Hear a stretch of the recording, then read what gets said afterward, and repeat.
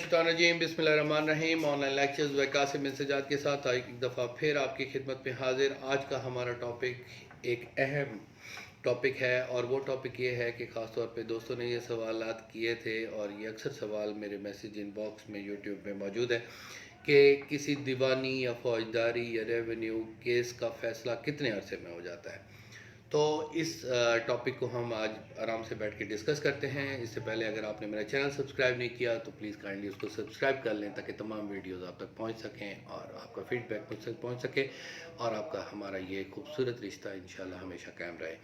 आज का ये टॉपिक जो है वो इस हवाले से है कि जब आप लिटिगेशन में आते हैं तो लिटिगेशन में आने की वजह से आप ये सोचते हैं कि आपको वकील साहबान या उसके मुंशी या आपके कोई दोस्त आपको कहते हैं कि ये केस इतने अरसे में इसका फ़ैसला हो जाएगा और फिर उसके बाद आप दीवानी केस होता है तो आप दीवाने बन जाते हैं, अगर रेवेन्यू होता है तो आपके पैसों का नुकसान हो जाता है, तो फौजदारी अगर होता है तो फौजदारी का हक करते करते एक आध पर्चा आप खुद अपने ऊपर हासिल कर लेते हैं। तो काफ़ी सारे प्रॉब्लम्स हैं जिसकी वजह से ये टॉपिक मैं आपसे डिस्कस कर रहा हूँ।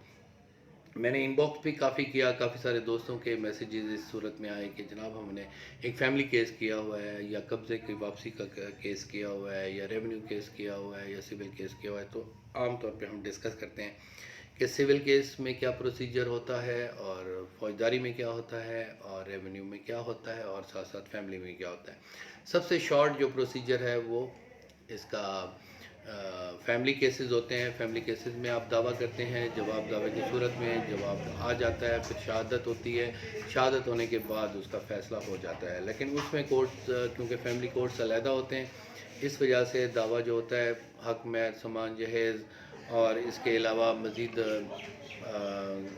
मेटर्निटी चार्जेस वगैरह ये इस किस्म के चार्जेस होते हैं जिसकी वजह से इसको क्योंकि इस पर कॉम्प्लिकेशंस इतनी नहीं होती। कॉम्प्लिकेशन इस सूरत में नहीं होती। आपने दावा किया, दावा करने के बाद आम तौर पे क्या होता है लोग उसको प्रोलॉन्ग करते हैं, जो दूसरी पार्टी होती है वो उसको प्रोलॉन्ग करती है, थोड़ा लंबा करती है। लंबा करने की सूरत में लेकिन उसमें एविडेंस इतने नहीं होते, इतनी कंट्रोवर्सी नहीं होती, सीधी सीधी सी बात होती है, निकाहनामा लगा होता है, निकाहनामे के मुताबिक हक महर होता है तो उसमें इतना चैलेंज नहीं हो सकता। इंटरम ऑर्डर्स इतने ऊपर चैलेंज नहीं होते, high court supreme court level तक नहीं जाते। तो जिसकी वजह से आपको मैं सेफली ये कह सकता हूँ कि वो 4-5 महीनों में हो जाना चाहिए। क्योंकि अगर आप तलबी जल्दी करवा लेते हैं, अगर आपने दावा किया वो 15-20 दिन की पेशी लगी और वो तलब हो गए तो जवाब दावा उन्होंने हासिल कर दिया। असल टाइम जो शुरू होता है किसी भी केस का सिविल का या वो होता है जवाब दावा से, क्योंकि उससे पहले उसकी तलबी होती रहती है और तलबी होने की वजह से वो प्रोसेस यूँ समझें कहीं नहीं होता। जब जवाब दावा आ जाता है तो फिर कोर्ट कॉन्शियस होती है, उस पर इश्यूज़ फ्रेम होते हैं, तनकीहात वज़ा होती हैं और उसके बाद शहादत आना शुरू कर देती है। तो जब आपका जवाब दावा स्टार्ट हो जाए तो फिर आप ये सवाल करें कि ये केस वकील साहब हमारा कितने अरसे में हो जाएगा। पहले वकील साहब अगर आपको कहते हैं कि मैं आपको जल्दी ख़त्म कर दूंगा, क्योंकि वो उन पर डिपेंड नहीं करता, पार्टीज़ काफ़ी सारी बैठी होती हैं जो इस इंतज़ार में होती हैं कि इसको प्रोलॉन्ग किया जाए, तो इस वजह से वो कोई सही हतमी फ़ैसला नहीं दे सकते। जवाब दावा फैमिली की सूरत में अगर जल्दी आ जाए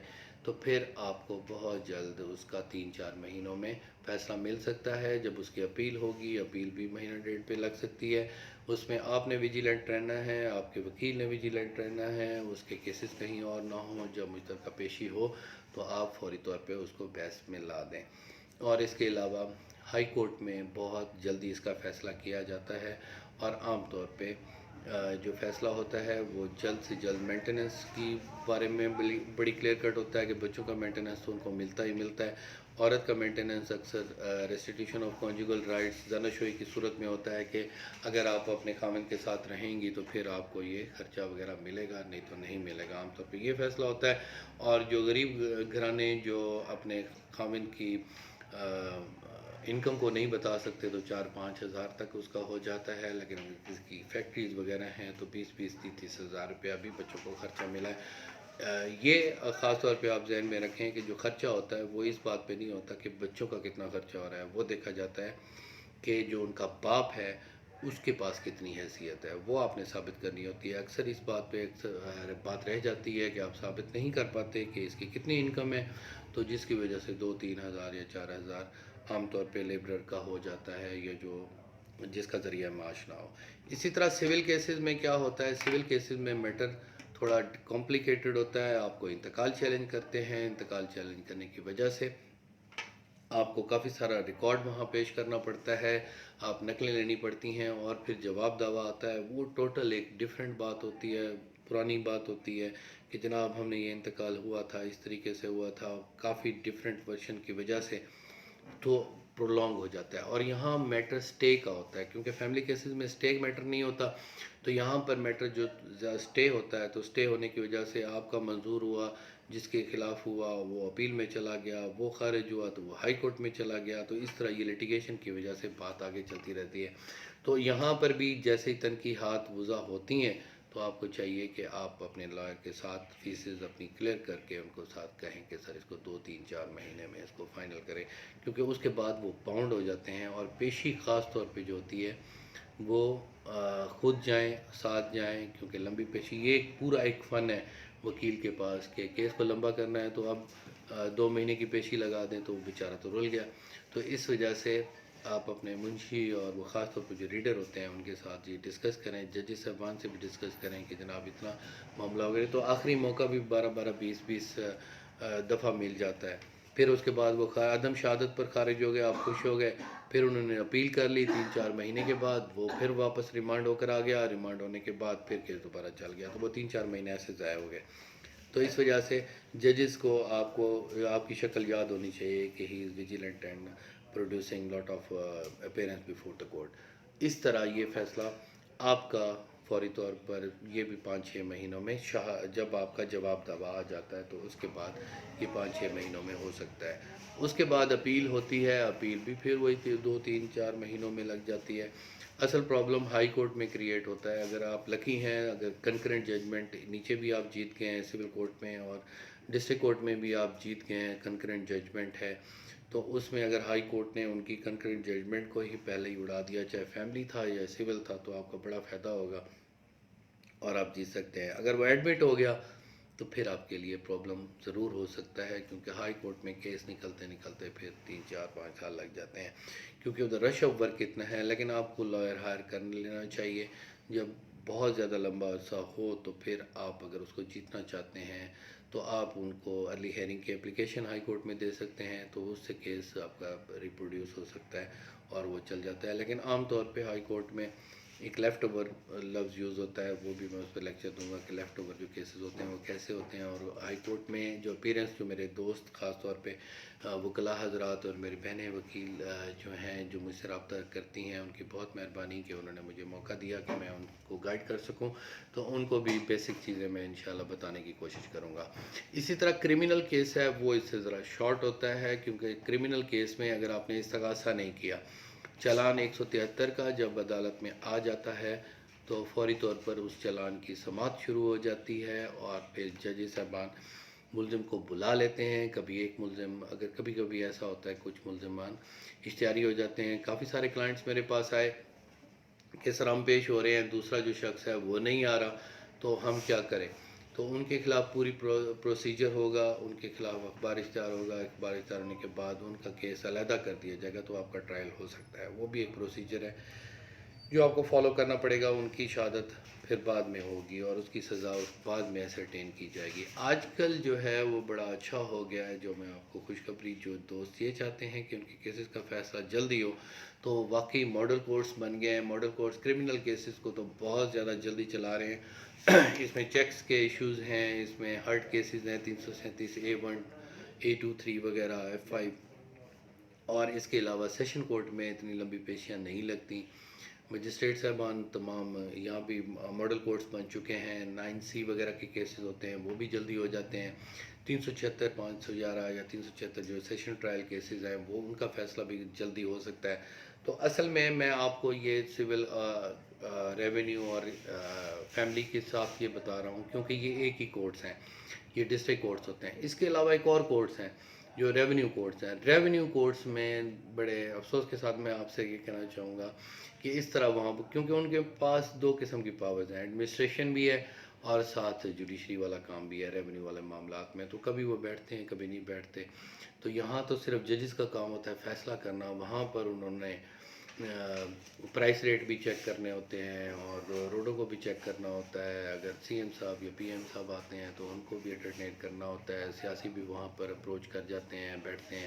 تو یہ تھوڑا سا مسئلہ ہے. یہ پیرالل کورٹس کے میں خلاف ہوں.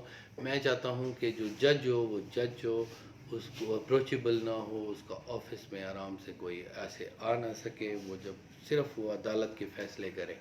تو یہاں پر آپ کے لیے پرابلم یہ ہے کہ آپ کو وکیل بھی, ہم گھبراتے ہیں ان عدالتوں میں جانے سے, کیونکہ وہ عدالتیں فیصلہ کرنے سے زیادہ کچھ اور ہو رہا ہوتا ہے وہاں. تو ریونیو کورٹس میں خاص طور پہ اس کو اگر کوئی پارلیمنٹیرین یا کوئی ایسا کا شخص یا صاحب حکومت ہے میری بات سن رہا ہو, تو ان برائے مہربانی ریونیو کورٹس پر توجہ دیں. اس میں لوگ رول رہے ہیں, بہت پریشانی ہو رہی ہے. سمپل درخواست کا بھی فیصلہ نہیں ہوتا. درخواستیں اب تقسیم ہوتی ہے, وہ تقسیم کا بھی سوال تھا. تقسیم کتنے عرصے میں ہو سکتی ہے؟ ہونی تو 3 ماہ میں چاہیے, لیکن وہ 3 سال میں ہوتی ہے. اپیل پھر 3 سال میں چلی گئی. پھر آپ ریونیو بورڈ تک گئے تو 10 سال آپ کو اس پہ لگ گئے. تو وہ صرف سمپل تقسیم ہو رہی ہے. ایک بندے کا قبضہ نہیں ہے, پراپرٹی ہے, وہ نجائز قابض ہے, اس کو قبضہ لیتے لیتے 10 سال 20 سال ہو جاتے ہیں, پوری نسل برباد ہو جاتی ہے. تو اس کو کوئی سخت قانون اور سیدھا صاف ستھرا قانون ہونا چاہیے. قانون ہے ایلیگل ڈسپوزیشن ایکٹ ہے, لیکن وہ ثابت کرتے کرتے پراپرٹی گریبرز اس کو ثابت کرنا پڑتا ہے. اور کیونکہ یہ پورا ایک مافیا ہوتا ہے, ریکارڈ بھی انہوں نے بنوایا ہوتا ہے, تو بہت کم لوگ سزا ہوتے ہیں. ریونیو کورٹس کو اگر تیز کر دیا جائے اور ساتھ ہی علاقہ مجسٹریٹ کو تیز کر دیا جائے تو تمام ملک کا نظام ہی ٹھیک ہو جائے گا میرے اندازے کے مطابق. تو یہ سجیشن بطور پاکستانی, میں ایک وکیل بھی ہوں لیکن میں آپ کا کلائنٹ بھی ہوں. کلائنٹ اس صورت میں کہ میں پاکستانی شہری ہوں, اور جو دکھ درد میرے اندر ہے وہ میں آپ کے ساتھ شیئر بھی ضرور کرنا چاہتا ہوں. تو ریونیو کورٹس میں پھر یہ بھی سوال ہے کہ ریونیو کورٹس میں اگر میں تقسیم کیا تو کتنا عرصہ ہے؟ وہی میں نے کہا, ہونا تو 2-3 سالوں میں چاہیے. اگر آپ ویجیلنٹ نہیں ہوں گے تو وہ کام بھی لمبا ہو جائے گا. تو اس میں طلبی کی کوشش کریں آپ, طلبی جلد سے جلد کرائیں, اخبار اشتہار فائنل کرائیں تاکہ وہ پکے حاضر ہو جائیں. اور کیونکہ کافی سارے لوگ ہوتے ہیں تو معاملات سیٹل آپ کے ہونا بڑا مشکل سا ہوتا ہے. اس کے بعد جو اپیل ہوتی ہے ڈپٹی کمشنر کے پاس ہوتی ہے, تو ڈپٹی کمشنر بھی ایک بہت ہی اہم ہوتا ہے, لیکن اس کے پاس کام بہت زیادہ ہوتے ہیں. تو کام بہت زیادہ ہونے کی وجہ سے ایڈمنسٹریشن خود ایک بہت بڑا فیلڈ ہے. انہوں نے اگر کرونا ایشو آ گیا تو وہ بھی انہوں نے مینیج کرنا ہے. تمام اے ڈی سی اے سی صاحب, تحصیلدار صاحب اور نائب تحصیلدار صاحبان, تو وہ کرونا کے ایشو میں چلے جائیں گے. تو عدالتیں تو ان کی ختم, وہ پیشیاں لگ گئیں. تو 1 مہینے کے بعد کی پھر پیشی لگی, میٹنگ ہو رہی ہے تو میٹنگ میں چلے گئے, یا کمشنر صاحب کا دورہ ہو گیا تو وہ آ گئے, یا اس کے علاوہ تقریباً 40-50 محکمے تو عام چھوٹے سے ضلع میں بھی ہوتے ہیں. تو وہ ان کی تمام میٹنگز کرنا, کیونکہ انہوں نے ہر چیز کا خیال کرنا ہوتا ہے اور وہ ہیڈ بھی ہوتے ہیں. تو اس وجہ سے وہ اگر چینج ہو جائیں تو اس میں بہت لمبا پروسیس ہوتا ہے. اگر ٹو سم اپ میں اگر آپ یہ سمجھتے ہیں کہ اس کی ریمیڈی کیا ہے, یہ مسائل میں نے آپ کو بتا دیے.